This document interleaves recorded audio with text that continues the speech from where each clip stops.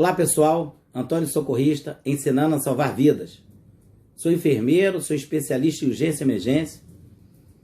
A videoaula de hoje é sobre a máscara de laringe. Você já esteve em uma situação que o médico teve dificuldade de entubar? Dificuldade de ventilar? Isso que é o protocolo, né? Não intubo, não ventilo. Eu acho que algumas dicas que eu vou dar sobre a máscara de laringe pode fazer uma grande diferença para você em uma emergência. Siga o nosso canal, YouTube, Antônio Socorrista. Dá um like e roda a vinheta. Sudir.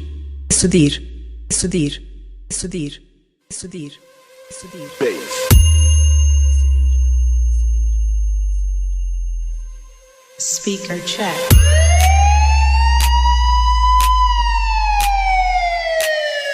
Check.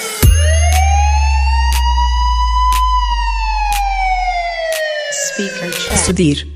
Sudir.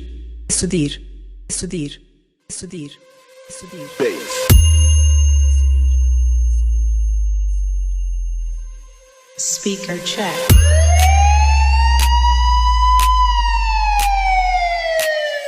Check.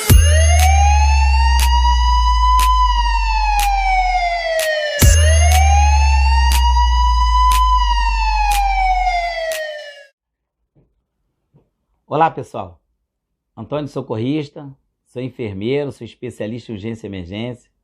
A videoaula é sobre a máscara de laringe. Qual é o profissional que pode passar? Médico e enfermeiro, desde que seja capacitado. Então tem que ter capacitação, temos que investir mais na máscara de laringe, ela voltou muito forte no protocolo, está provado que ela faz uma grande diferença nas grandes emergências pré-hospitalar e intra-hospitalar. Então, estou num evento dentro do intra-hospitalar. O que acontece ali? Então, nessa situação, está tendo uma dificuldade de entubar, o médico está com dificuldade por algum motivo, e então vou entrar agora com a máscara de laringe. Por quê? Porque esse paciente ele pode fazer hipoxemia, e fazendo hipoxemia vai ter danos severos nele. Então a máscara de laringe, como eu vou mostrar na parte prática, ela não tem mistério.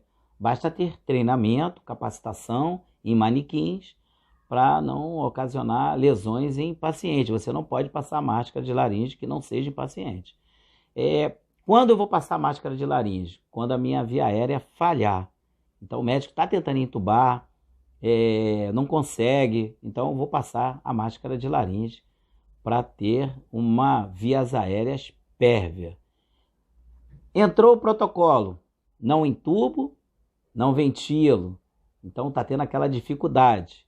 Doutor, vou pegar a máscara de laringe. Pego a máscara de laringe, passo para o médico, então o próprio enfermeiro, ele está autorizado a passar a máscara de laringe e ele vai passar a máscara de laringe. A máscara de laringe é um dispositivo de resgate, né? Supraglótico.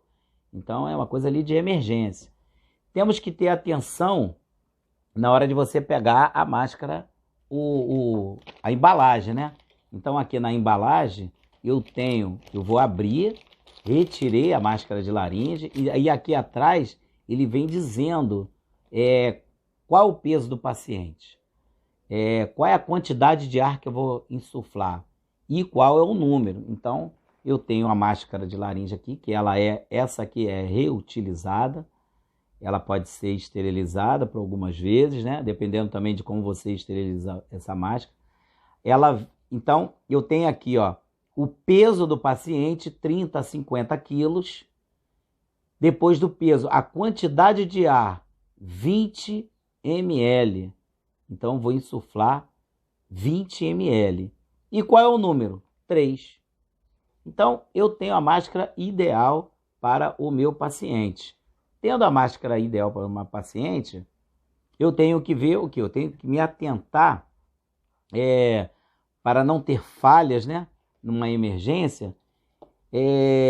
Esse aqui é um dispositivo supraglótico. Então, eu vou introduzir ele na hipofaringe do paciente, né? Vou introduzir. Então, como vou usar? E o lubrificante? Ah, eu vou passar xilocaína. Não, eu não posso passar xilocaína. Xilocaína, ela faz o ressecamento e aí acaba prejudicando o paciente. Eu tenho que colocar lubrificantes à base de água. E um detalhe, lubrificar onde, Antônio? Eu tenho que lubrificar a parte posterior da máscara e não a parte inferior. Se eu lubrificar a parte inferior, o lubrificante à base de água, aqui vai ficar direto na glote do paciente, na traqueia do paciente, né? E aí o que vai acontecer? Pode cair, pingar e fazer o paciente broncoaspirar. Então eu vou passar o lubrificante à base de água na parte posterior da máscara. E aí passei esse lubrificante, eu vou mostrar na parte prática aqui no vídeo. E aí eu não posso passar a xilocaína, passei a lubrificante à base de água. Quanto tempo eu posso manter essa máscara no paciente? 4, 6, 10 horas. Já tem protocolos que mostram que se você seguir como o fabricante manda, como você insuflar perfeitamente, pode ficar até mais tempo, né? Tendo ali a avaliação, então não tem problema nenhum, você pode manter por bastante tempo essa máscara no paciente.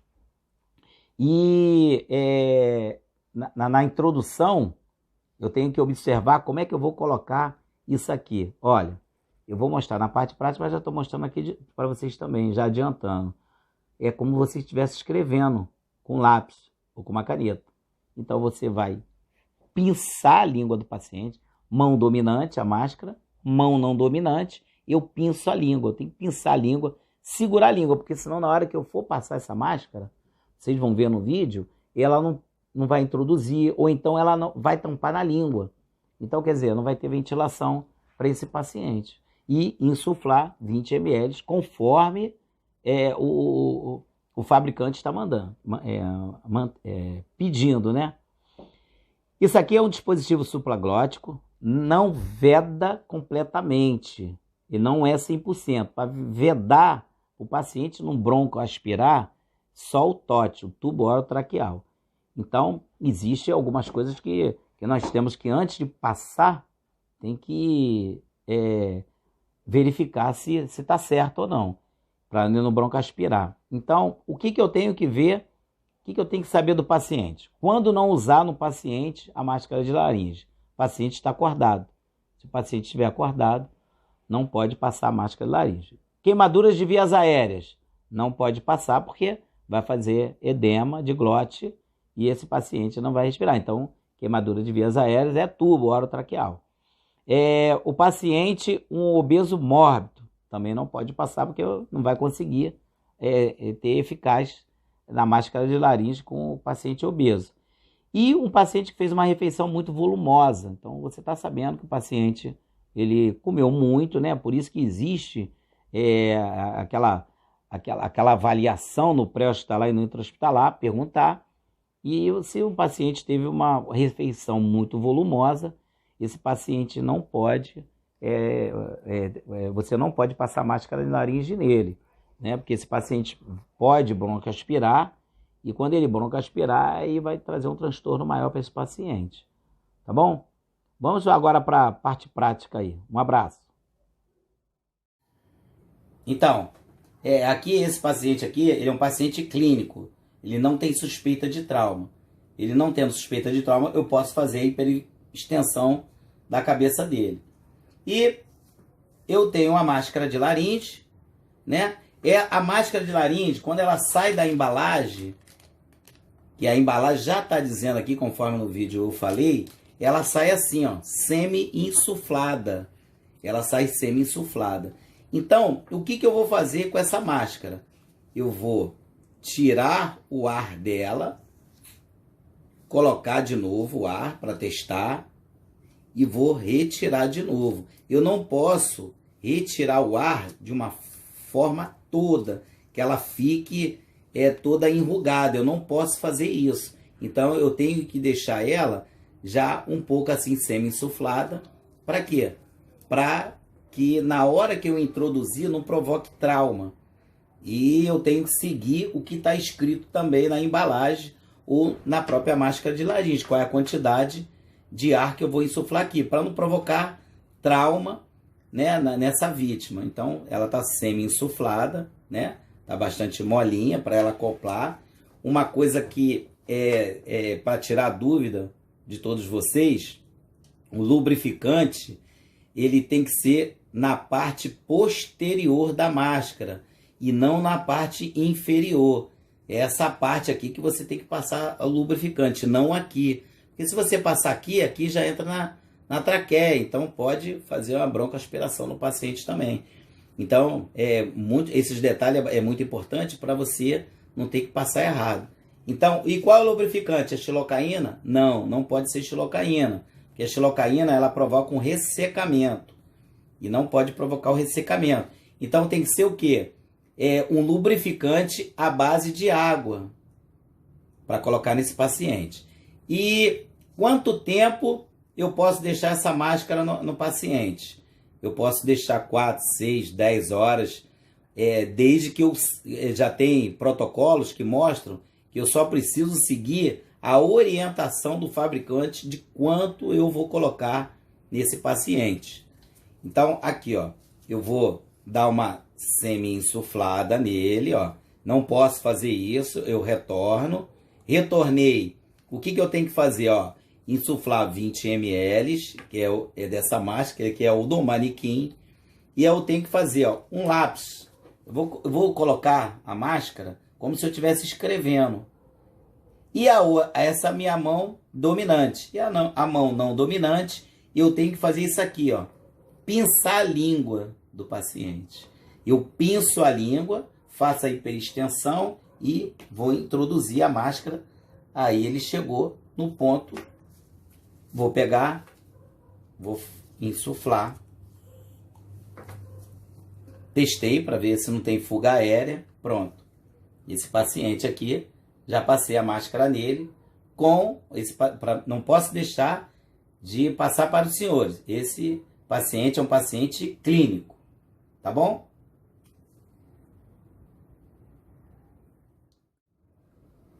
Bom, então, como qualquer via aérea, o paciente traumatizado, temos que fazer a estabilização da cervical. E aí, o colega está fazendo essa estabilização, eu cheguei com o material, ó, a máscara de laringe semi-insuflada, né? Eu vou testar, não pode deixar de testar essa máscara. E aí o colega já fez a hiperextensão, né? E aqui, ó, testei, ficou semi-insuflada, enchi 20 ml. E aqui, ó, eu vou passar a máscara, ó, pincei, introduzi a máscara. Introduzir, vou colocar 20 ml, conforme o fabricante pede. Tá vendo?